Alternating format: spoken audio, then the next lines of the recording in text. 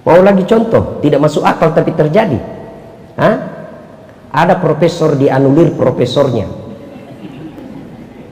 dibatalkan sama menteri waktu itu, malah jadi kepala BP POM. Itu kan tidak masuk akal tapi terjadi. Iya toh? Ini pesan pertama, banyak hal yang tidak masuk akal tapi terjadi. Mau lagi saya kasih contoh? Mau lagi? Hah? Kapling laut itu kan tidak masuk di akal, laut di kapling, tapi ada, kita lihat ada. Iya toh? Itu semua tidak masuk akal tapi terjadi. Mau lagi saya kasih contoh. Profesor di bidang hukum diangkat menjadi penegak hukum, justru ditangkap gara-gara melanggar hukum. Itu kan tidak masuk di akal tapi terjadi. Tidak usah kupersoalkan ini soal masuk akal tidak masuk akal. Banyak. Apa ada kejadian tidak masuk akal tapi terjadi? Contoh logika berpikir gampang sekali nih. Diundanglah saya ceramah ke Jakarta pagi hari, pesawat pertama jam 6 waktu Makassar, tiba Jakarta jam 7 pagi, ceramah jam 10, selesai jam 12, pulang saya ke Makassar jam 3, jam 6 sore ada lagi saya di Makassar. Sampai di rumah saya gantung bajuku, tanpa sepengetahuan saya ada semut ikut di kantong. Begitu sampai di rumah keluar ini semut, dia kumpul samanya temannya semut, dia pidato di depan bangsa semut. Saudara-saudara sekalian bangsa semut, baru saja saya pulang dari Jakarta. Dia bilang semut yang lain, jam berapa kau pergi? Dia bilang tadi pagi. Hah, tidak masuk di akal. Bagaimana caranya? Kau baru keluar saja kau diinjak mobil truk. Dia bilang betul itu yang kau bilang. Ini bukan saya yang jalan, saya ikut di kantongnya Ustadz Dasad. Saya tidak pernah keluar, tapi betul saya dari Jakarta. Masuk akal enggak? Kalau ini semut yang jalan, tidak mungkin. Tapi siapa yang jalan? Dasat Latif, semut numpang di kantong. Tidak masuk akal, tapi terjadi. Mau lagi contoh, tidak masuk akal tapi terjadi? Hah? Ada profesor dianulir profesornya, dibatalkan sama menteri waktu itu, malah jadi kepala BP POM. Itu kan tidak masuk akal tapi terjadi. Iya toh? Ini pesan pertama, banyak hal yang tidak masuk akal tapi terjadi. Mau lagi saya kasih contoh? Mau lagi? Hah? Kapling laut itu kan tidak masuk di akal, laut di kapling, tapi ada, kita lihat ada. Iya toh? Itu semua tidak masuk akal tapi terjadi. Mau lagi saya kasih contoh. Profesor di bidang hukum diangkat menjadi penegak hukum, justru ditangkap gara-gara melanggar hukum. Itu kan tidak masuk di akal tapi terjadi. Tidak usah kupersoalkan ini soal masuk akal tidak masuk akal. Banyak kejadian tidak masuk di akal tapi terjadi. Dan saya yakin menurut saintis nanti kejadian Isra Mi'raj bisa dibuktikan secara teknologi. Coba barangkali waktu itu kita sudah tidak ada. Bapak Ibu yang masih hidup lahir tahun 60-an, itu dulu kalau orang mau menelpon, dua dipanggil Pak, dikasih begini. Ya Prof ya, baru diputar. Halo, halo, Jakarta, ujung pandang. Halo, itu dulu. Tidak pernah dibayangkan sepupu kita yang ada di Madura bisa transaksi garam dengan sepupunya yang ada di Amerika melalui video call. Hai, ini garamnya. Tidak pernah dibayangkan orang bisa bicara tanpa kabel. Isra Mi'raj ujian keimanan buat kita. Bagi kita orang beriman, tidak ada yang tidak masuk akal. Itu poin pertama. Kedua, Kenapa Nabi diisrakan? Dalam Islam ada 2 tahun yang aneh-aneh namanya. Pertama, tahun kelahirannya Nabi, disebut tahun apa Bu? Tahun gajah. Yang kedua, tahun Isra Mi'rajnya Nabi, disebut tahun duka cita. Kenapa disebut tahun duka cita? Karena ada 2 orang dicintai dan mencintai Nabi meninggal pada tahun yang sama. Siapa? Siti Khadijah istri beliau dan Abu Thalib paman beliau. Pelajaran kedua Isra Mi'raj ini. Lalu Nabi berduka karena istrinya meninggal dunia. Istri soleha itu 2 aja karakternya. 1, menyenangkan hati ketika dipandang suaminya. 2, membuat suaminya betah di rumah. Nah, silakan Ibu koreksi. Kalau ada suami tidak betah di rumah, mesti Ibu koreksi diri. Ya, saya tanya teman saya, kenapa kok terlalu sering ngopi dia? Masih pagi-pagi kok sudah ngopi di warkop? Memang kok tidak dibikinkan kopi? Dia bilang dibikin Ustadz, cuma kalau minum kopi di rumah, kopi diminum, ngomelan dirasa. Ya. Lain waktu kita bahas ini, lain waktu. Ya, ini khusus kita Isra Mi'raj. Lalu, mulailah pada saat Nabi berduka itu, Allah perintahkan kepada malaikat Jibril. Jibril, kau jemput kekasihku Muhammad, saya mau hibur dia. Kemana? Ke Ancol. Banyak ubur-ubur. Kemana? Ke Bali. Banyak makhluk halus. Kemana? Langsung ketemu dengan Allah. Agar gampang dipaham, diundang ke istana pasti senang,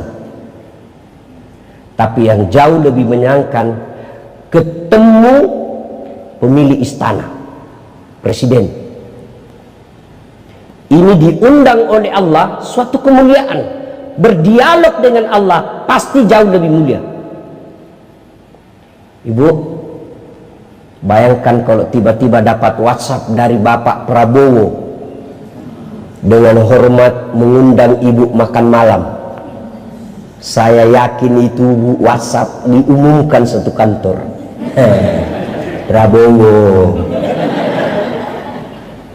saya ajak dulu waktu Wapres pertama Pak JK, Wapres pertama, ada kan waktu itu belum ada namanya WhatsApp, kartu lebaran. Istana Wakil Presiden Republik Indonesia mengucapkan selamat Hari Raya Idul Fitri, mohon maaf lahir dan batin, taqabbalallahu minna wa minkum, taqabbal ya karim, tertanda Muhammad Yusuf Kalla. Itu kartu lebaran saya, Prof. Saya bawa pulang kampung, saya kasih lihat semua sekampungku. Wapres, padahal Wapres sudah pensiun. Kita sudah bangga. Bagaimana kalau Allah yang mengundang? Lalu turunlah malaikat Jibril mengambil kendaraan namanya burak, dan jangan terhasut oleh gambar burak yang pernah kita lihat dulu di kampung-kampung. Perempuan, kuda badannya, kepalanya perempuan cantik, nengok ke kanan. Itu orang Yahudi yang gambar, Bu. Itu bakar itu kalau ketemu, tapi keluarin dulu dari rumah. Jangan kau bakar dalam rumahmu, ikut rumah terbakar. Ya? Nah, sudah. Mulailah Nabi diperjalankan. Subhanalladzi asra bi abdihi lailam minal masjidil haram masjidil aqsa. Diperjalankan Nabi dari Masjidil Haram ke Masjidil Aqsa. Kenapa harus ke Masjidil Aqsa? Tujuannya kan ke langit. Kan bisa dari Mekah langsung ke langit. Ngapain ke Masjidil Aqsa lagi? Boros. Sama kita. Di pegawai-pegawai negeri ada SPJ, tidak ada perjalanan. Ada SPJ-nya, tapi dilihat tidak ada perjalanannya. Sopir kasihan setengah mati pergi tanda tangan, dia tidak dapat apa tapi dapat dosa. Nanti orang-orang yang suka bikin SPJ palsu, Pak, itu nanti kalau di akhirat disuruh masuk neraka jalan-jalan. Nah, kau jalan-jalan, kau hobi sekali dulu jalan-jalan waktu kau masih aktif di pegawai, ya kau jalanlah sekarang. Kenapa mesti diperjalankan lagi ke Masjidil Aqsa? Kan bisa dari Masjidil Haram langsung naik ke langit. Orang dari Jawa boleh langsung ke langit, orang dari Makassar boleh langsung ke langit. Sama kalau dari Makassar mau ke Jakarta, ngapain lewat Surabaya dulu? Boros anggaran. Allah jawab, kenapa diperjalankan? Linuriyahu min ayatina, untuk memperlihatkan sebagian, lihat, sebagian dari tanda-tanda kebesaran kami. Tidak semua, sebagian. Bagi dunia akademik, istilah mungkin cocok chapter, bab-bab kehidupan. Banyak kezaliman, banyak dosa, banyak maksiat, banyak sekali maksiat di dunia ini. Tapi tidak semua diambil dalam Isra Mi'raj, diambil sebagai contoh-contoh kehidupan. Sebagian chapter-chapter kehidupan yang Allah perlihatkan. Inilah tema yang betul. Transformasi nilai-nilai Isra Mi'raj untuk membangun BPOM yang profesional, amanah dan mendunia. Judul disertasi S3 ini.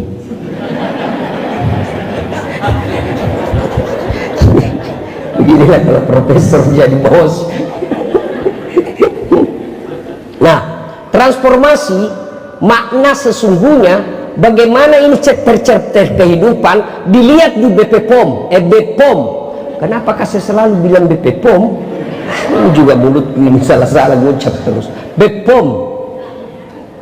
Kenapa? Transformasi yang banyak dilihat di sini. Coba lihat dalam dunia politik kita. Tidak ada lagi rasa malu. Kemarin dia bilang A, hari ini dia bilang C, hari itu lagi dia bilang D. Bagi dulu orang-orang terhormat, sekali kata terucap kita tahankan sampai akhir hayat kita. Sekarang demi kekuasaan jilat kiri kanan, kalau pantatnya sekalipun tidak malu kita jilat. Itu kenapa penjilat merusak?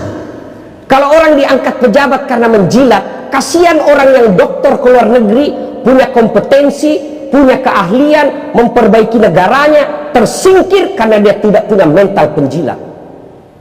Dan orang-orang pintar dan berkarakter, lebih baik dia sengsara hidupnya daripada dia korbankan prinsip hidupnya. Orang penjilat merusak sistem kita. Di BPOM ini tidak usah jadi penjilat, tidak usah cari muka. Ibu-ibu sudah punya muka. Dan sekarang Prof. Taruna tidak perlu dijilat karena beliau tahu mana orang yang kompeten, mana yang tidak. Tinggal siapkan. Bagaimana mempersiapkan diri? Isi otak. Sekarang hanya orang masa bodoh yang tidak mau pintar. Beda zaman saya dulu mau belajar, belum tentu ada kitab meskipun ada uang. Sekarang namanya medsos, tanya apa aja di situ dia bisa jawab. Ada lagi tuh namanya Meta, tuh kau tulis dia lengkap semua penjelasannya. Ada lagi namanya Google Translate, mau ke bahasa apa saja dia bisa terjemahkan. Saudaraku, terutama bapak-bapak juga yang punya kompetensi, yang punya kewenangan mengangkat pejabat, mengangkat anak buah kita mau posisi suatu jabatan, jangan angkat mereka karena modal menjilat. Boleh mereka bersilaturahmi ke istri, boleh mereka datang ke rumah, tapi jangan silaturahmi datangnya itu mempengaruhi posisi jabatan. Dia diberi posisi dalam hati, tapi bukan posisi dalam jabatan. Karena kalau diberikan jabatan tidak sesuai kompetensinya, Agama kita mengajarkan tunggu kehancurannya. Yang kedua, apalagi yang dilihat oleh Nabi, ada lagi orang yang dilihat diberikan daging yang halal, harum, matang, di samping kanan kirinya daging yang bau, najis, berbau, berulat. Suruh pilih, kamu mana dia pilih? Dia pilih daging yang bau, bernanah, berulat. Dia tinggalkan daging yang baik. Nabi bertanya, siapa itu Jibril? Jibril menjawab, itulah pasangan yang diberikan pasangan halal tapi dia pergi berselingkuh. Ini selingkuh sudah menjadi tradisi masyarakat kita. Banyak di kantor berselingkuh, bermula dari canda, pura-pura salah kirim lope. Apa maksudnya bang? Oh, salah kirim dek, sebenarnya enggak apa-apa mas. Makanya adik-adik ini yang cewek, cewek, kalau kau di WhatsApp atau di telepon bosmu, jangan suaramu mendayu-dayu. Gimana dek? Assalamualaikum. Waalaikumsalam. Bagaimana suaminya orang tidak tergoda kalau begitu? Lagi di mana dek? Di rumah aja pak. Lagi ngapain? Baring-baring sih. Jangan begitu karena orang pasti tergoda. Itu makanya sebagian ulama mengatakan suara perempuan itu adalah aurat. Coba kalau kau tegas, assalamualaikum dek. Waalaikumsalam. Lagi di mana ini dek? Di rumah pak. Emang lagi ngapain? Untuk apa sih pak? Tanya-tanya, ini kan bukan jam kantor. Oh 2 kali ndak ditelepon lagi kamu itu. Jangan buka peluang. Apalagi yang kadang-kala membuat perselingkuhan terjadi, curhat di medsos. Tak kusangka kau begitu. Kesepian banget. Di mana dikau? Itu bibit-bibit terjadinya perselingkuhan. Kita mulai dari yang kecil-kecil. Kertas kantor dibawa pulang. Hari ini 1/4 rim. Nggak ketahuan, 4 hari kemudian 1/2 rim. Hari berikutnya 1 rim. Kenapa? Anaknya lagi nulis skripsi. Apalagi ada kantor renov, tegelnya diambil. Jangan ketawa pak, ini serius orang ini. Nggak dipakai Ustadz, bukan hakmu. Coba bayangkan Umar bin Khattab pak. Umar bin Khattab waktu itu Amiral Mukminin, beda gelarnya Abu Bakar. Abu Bakar Siddiq gelarannya apa? Khalifah Rasulullah. Umar bin Khattab Amiral Mukminin, pemimpin orang Islam, presiden kalau sekarang. Dia lagi bekerja, pakai lampu, pakai minyak, lalu ada apa itu? Sumbu. Lagi tiba-tiba ada tamunya. Assalamualaikum warahmatullahi wabarakatuh ya Amiral Mukminin. Waalaikumsalam warahmatullahi wabarakatuh. Ta'al, masuk. Apa kabar? Baik, alhamdulillah. Tunggu dulu sebelum kita lanjut cerita. Kamu datang ketemu saya sebagai Umar bin Khattab secara pribadi atau presiden? Sebagai pribadi sih, silaturahmi. Dia bilang, kalau begitu tunggu saya matikan. Gelap. Amiral Mukminin, kenapa kau matikan? Dia bilang, itu tadi saya lagi tugas menghitung uang negara yang masuk dan keluar. Ini lampu minyaknya dari negara, ya wajar saya pakai. Sekarang kita urusan pribadi, tidak boleh pakai ini barang negara. Coba kalau negara kita begini semua pejabatnya pak, tidak ada orang apa tuh berjemur dan bagi-bagi sembako di pinggir jalan. Cuma sekarang pak, mobil dinas dipakai pergi dugem. pakai undang bawa acara kawinan, takut ketahuan, dia ganti lagi platnya Pak. Coba kalau semua orang-orang begini menerapkan ini loh syariat Islam, kok kita orang Islam takut? Karena kita tidak tahu syariat Islam itu seperti itu. Tidak boleh kau pakai itu barang negara kalau urusan pribadi. Ini bukan cuma dia, anak dan turunannya, mentunya pun pakai fasilitas negara. Ini disebut nilai-nilai Isra Mi'raj, transformasinya bawa ke sini. Jangan ambil barang negara. Ini adik-adik sekalian yang masih bersih-bersih otaknya dan moralnya, pelihara ini. Yang lalu sudahlah, kalau kita lihat senior-senior kita banyak menyalahgunakan uang negara, ya mudah-mudahan berikan taubat oleh Allah, tapi jangan dicontoh. Luar biasa saya lihat pidatonya Bapak Prabowo baru-baru ini ke depan tentara dan polisi. Saudara-saudara sekalian, dari ujung kepala sampai ujung kaki Anda memakai seragam, itu adalah uang dari rakyat, maka kalian harus punya tanggung jawab melindungi rakyat Indonesia. Wah, ini saya bilang jago memang ini Bapak Presiden kita kali ini. Mudah-mudahan bisa diikuti anak buah. Bermulalah dari diri kita sendiri. Jangan biasakan gunakan itu komputer kau pakai main game. Kalau kau tidak punya kerja, jangan gunakan itu komputermu untuk main game, karena itu urusan pribadi. Apalagi kau pakai menjadi judi online, game online. Maaf ya, maaf, mohon maaf. Ada prinsip orang dulu-dulu, kalau bisa dipersulit, kenapa dipermudah? Terbalik. Birokrasi modern itu kalau bisa dipermudah, kenapa dipersulit? Kenapa ada orang mempersulit isinya orang? Karena dia pikir kerjaan itu uang. Coba kalau kalian kerjaan itu ibadah. Coba kalau kalian membantu orang itu ibadah. 30 tahun kau mengabdi POM ini, 30 tahun kau dapat gaji, 30 tahun kau dapat penghargaan, dan dapat kau pensiun, di akhirat juga 30 tahun itu jadi amal. Cuma karena kita bekerja mengejar gaji, di akhirat nanti tidak dapat apa-apa. Ya Allah, mana pahalaku memberi izin 30 tahun? Kata Allah, kau dulu kan mau dapat honor, kau sudah dapat dari orang yang kau kasih izin toh. Sekarang tidak ada lagi kau pahala kau dapat.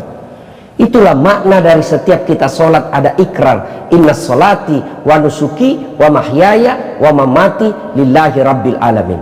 Nah ibu bapak, tuan-tuan yang saya hormati, bagi mereka yang bekerja mengeluarkan izin dengan mempermudah orang, tentu dengan tetap melihat syarat-syarat ketentuan telah terpenuhi, dia tidak persulit, bahkan dia bantu orang, saya yakin hidupnya akan dimudahkan oleh Allah. Kalau dia persulit, kalau bukan pribadinya dia yang dapat, tapi hakul yakin pasti Allah balas keburukanmu. Mungkin anakmu akan dapat. Nanti juga akan dipersulit orang ketika dia mengurus sesuatu. Mudahkan urusan orang supaya Allah pun memudahkan urusannya. Nah, banyak chapter kehidupan dilihat oleh Allah, tapi waktu yang terbatas. Nah, ketika Nabi menghadapi rasa duka itu, sudah perjalanan naik Masjidil Haram, ketemu dengan Allah, lalu apa Allah kasih hadiah dalam keadaan Nabi lagi duka? Apa yang buka? Apa Allah kasih, Bu? Ibadah apa? Ibadah apa, Bu? Sholat. Kenapa Allah tidak beri perintah puasa? Allah tidak perintah haji. Apa yang Allah perintahkan? Sholat. Itu berarti dalam hidup ini ada masalahmu, sholatlah kau perbaiki. Kau lagi gundah gulana, lagi duka, menghadapi masalahmu, sholatmu kau perbaiki, biar Allah yang selesaikan masalahmu. Di sini ada ndak orang ndak ada masalahnya?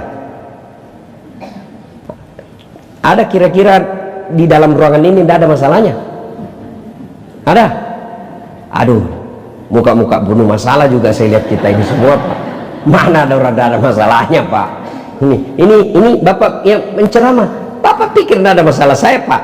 Oh, banyak masalah saya, Pak. Ndak ada pernah tinggal di rumah, belum lagi capek selesai dipanggil lagi, dan paling besar masalah saya, banyak janda-janda curhat. Ustadz, adakah doa-doa penenang jiwa? Baru saja suami saya meninggal, saya kirimlah doa penenang jiwa. Lama-lama dia bilang, Ustadz, jiwa saya sudah tenang Ustadz, maukah Ustadz menjadi imam dalam hidupku? Saya bilang, oh mohon maaf ibu, saya bukan imam, saya penceramah. Mana ada orang, coba lihat deh ya, waktu kita sekolah, apa masalah kita? Mau sarjana. Sudah sarjana, selesai masalahnya, mau kerja. Sudah kerja, misalnya di kantor wali kota, selesai masalahnya, mau kepala bagian. Sudah kepala bagian, selesai, tidak, mau jadi kepala dinas. Sudah kepala dinas, selesai, tidak, mau jadi sekda. Sudah jadi sekda, selesai masalahnya, mau jadi wali kota. Sudah jadi wali kota, mau 2 periode. Sudah 2 periode, mau jadi gubernur. Sudah jadi gubernur, ditangkap KPK. Tidak ada masalahnya. Ini kalau ini saya lihat semua muka-muka baca masalah juga ini Pak. Masalah paling berat saya lihat di sini, bapak mau kawin lagi tapi takut sama istrinya. Mana ada masalahnya Pak? Semua kita punya masalah. Alhamdulillah Allah tidak bilang, tidak mengatakan Dasat kalau ada masalahmu kamu profesor dulu. Dasat ada masalahmu kau jadi menteri dulu, kau jadi anggota DPR dulu, kau jadi orang kaya dulu. Tidak, Allah cuma minta ista'inu bisobri wassalah, sabar, perbaiki sholatmu, saya yang selesaikan masalahmu. Itu janji Allah, bukan janji caleg. Bah, kalau caleg yang janji kita, Anda boleh dijanji sorga, sorga pun dia janji kita. Bahkan fotonya dia balik, kepalanya dibawa, baru dia tulis siap jungkir balik untuk rakyat. Tapi kalau Allah yang janji, pasti Allah kasih. Adik-adik sekalian yang lagi gundah gulana cari jodoh, ada yang gagah, akhlaknya kesurupan, ada lagi akhlaknya baik, mukanya hancur, ya kan? Maka standarnya lihat sholatnya, lihat sholatnya. Bapak-bapak yang bisa menentukan kewenangan mau angkat seseorang, lihat sholatnya. Kalau tidak sholat jangan percaya, Tuhannya aja dia tipu, apalagi manusia. Lihat saja sholat. Lalu ada yang bilang sama saya, Ustadz, saya sudah sholat Ustadz, tapi kok banyak masalah saya. Iya betul, kau sholat tapi tidak ikhlas. Hayya 'alas sholat, asar lagi.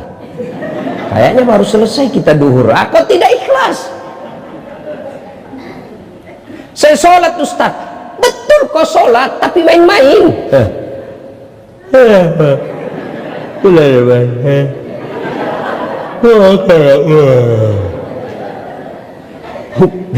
Bapak Ibu ketawa karena membayangkan diri sendiri kan. Sholat bukannya ingat Allah, ingat duit. Allahu Akbar, duit tadi 200.000, beli bensin 100.000, kuota 50.000. Mana ini 50 ya? Rakaat kedua masih dicari tuh, rakaat ketiga belum dapat. Begitu salam, oh di bawah sadel. Berarti selama sholat dia tidak ingat Allah, cari duit. Bu bapak, saudara-saudara sekalian, tidak ada mudahnya bagi Allah menyelesaikan masalah bapak. Sesuatu yang tidak masuk akal saja Allah bisa selesaikan kalau Allah berkehendak. Ada enggak di sini yang bisa tidur 2 hari 2 malam enggak pernah bangun? Beda kalau koma ya, tidur. Ada enggak? Tidur 2 hari 2 malam enggak bisa, enggak bangun-bangun. Enggak mungkin. Menurut ilmu tidak mungkin. Tapi kalau Allah yang mau 309 tahun tidur Ashabul Kahfi. Ada enggak di sini bisa hidup dalam perut ikan? Ada? Kalau saya ikan masuk perut saya. Tapi kalau Allah mau, Yunus alaihissalam 40 hari dalam perut ikan, keluar selamat. Ada enggak perempuan bisa hamil tidak pernah disentuh laki-laki? Menurut ilmu kedokteran tidak mungkin. Tapi kalau Allah yang mau, Siti Maryam wanita suci mau melahirkan Isa alaihissalam.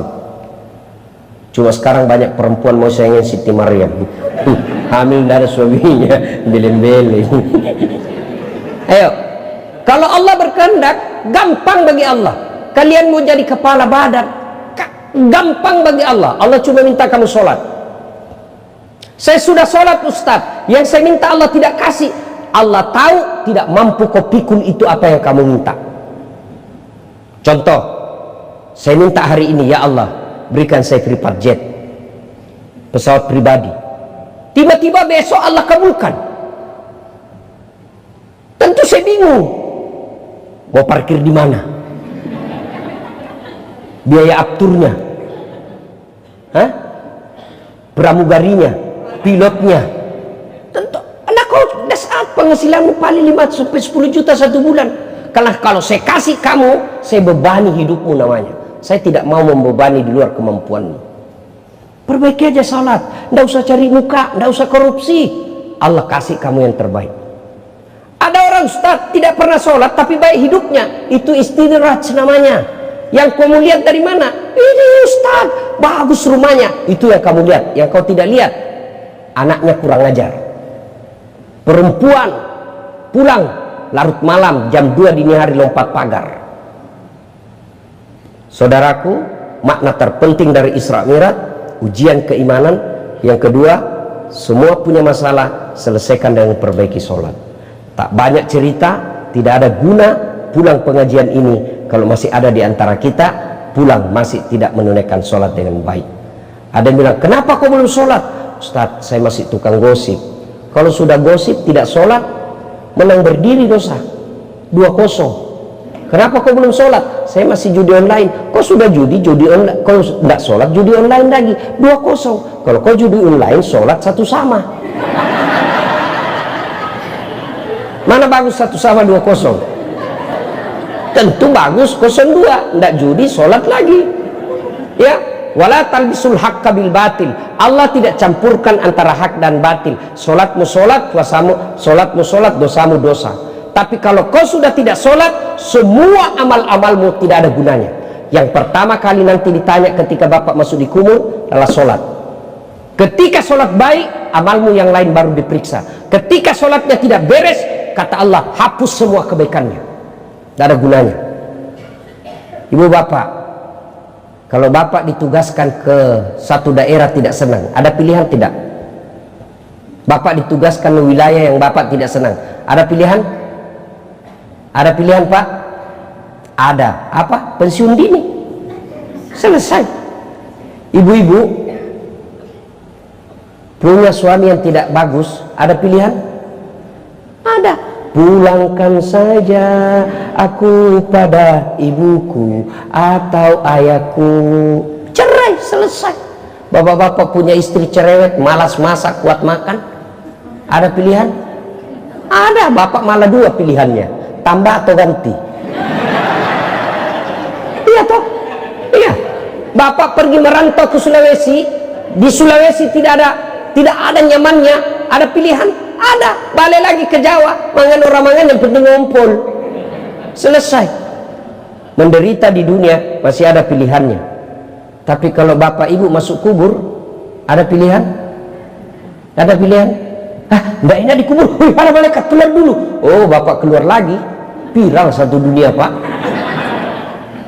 Dan orang paling menderita di alam kuburnya, kata Nabi, al-mutahawilu bis sholah, yang menganggap enteng sholat. Itulah makna dari kata Prof tadi.